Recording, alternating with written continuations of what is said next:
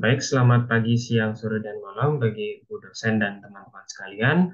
Di sini perkenalkan nama saya Sebastian Kristiadi dengan NIM 195314099 akan membawakan hasil esai saya yang berjudul Penyalahgunaan Kekuasaan.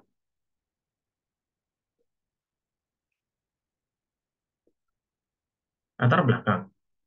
Penyalahgunaan kekuasaan merupakan tindakan yang sangat merugikan dan merusak badan demokrasi dalam suatu negara.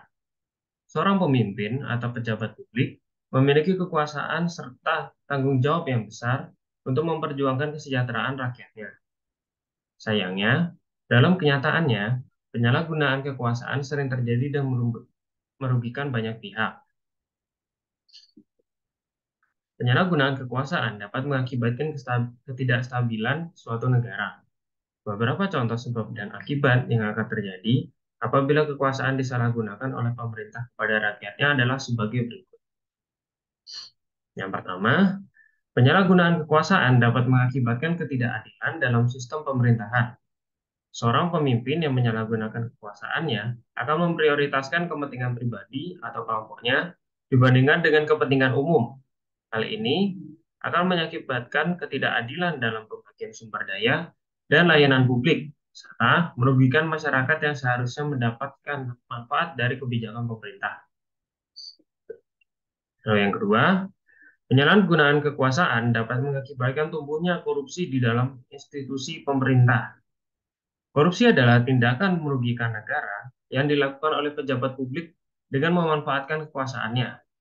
Penyalahgunaan kekuasaan dalam bentuk korupsi dapat mengakibatkan tumbuhnya birokrasi yang tidak efektif dan berujung pada ketidakadilan dalam penegakan hukum.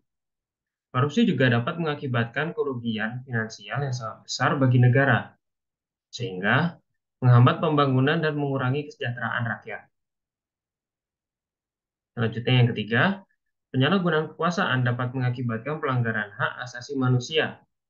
Pejabat publik yang menyalahgunakan kekuasaannya dapat melakukan tindakan diskriminatif seperti mengeksploitasi atau menindas kelompok tertentu yang dianggap tidak menguntungkan atau mengancam kepentingan mereka. Pelanggaran hak asasi manusia dapat berujung pada ketidakstabilan sosial dan politik, serta merusak citra negara di mata dunia internasional. Lalu yang keempat, penyalahgunaan kekuasaan dapat merusak tatanan demokrasi.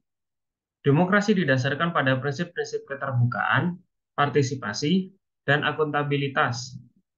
Pejabat publik yang menyalahgunakan kekuasaannya dapat menghambat partisipasi publik dalam pengambilan keputusan, serta menghambat transparansi dan akuntabilitas dalam pemerintahan. Hal ini dapat merusak tatanan demokrasi dan berujung pada krisis politik yang merugikan masyarakat. Selanjutnya, untuk pencegahan penyalahgunaan kekuasaan, ada beberapa langkah yang dapat dilakukan. Yang pertama, memperkuat mekanisme pengawasan dan akuntabilitas terhadap pejabat publik. Yang kedua, memperkuat regulasi dan aturan dalam pemerintahan. Yang ketiga, meningkatkan partisipasi dan kesadaran masyarakat terhadap tata kelola pemerintah. Selanjutnya yang keempat, memperkuat integritas dan etika dalam pemerintahan. Dan yang terakhir, memperkuat kerjasama internasional dalam memerangi korupsi dan penyalahgunaan kekuasaan. Kesimpulan yang bisa kita ambil dari kesempatan kali ini yaitu penyalahgunaan kekuasaan merupakan tindakan yang sangat merugikan bagi masyarakat dan dapat merusak tatanan demokrasi.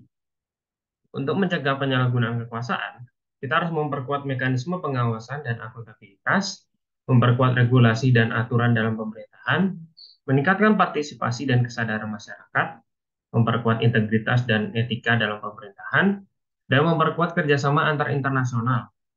Dengan tindakan yang tepat, kita dapat mencegah penyalahgunaan kekuasaan dan memperkuat tatanan demokrasi yang lebih baik dan adil. Sekian dari presentasi yang saya dapat bagikan pada kesempatan kali ini. Mohon maaf apabila ada kesalahan kata atau kalimat yang dapat menyinggung beberapa kaum atau pihak.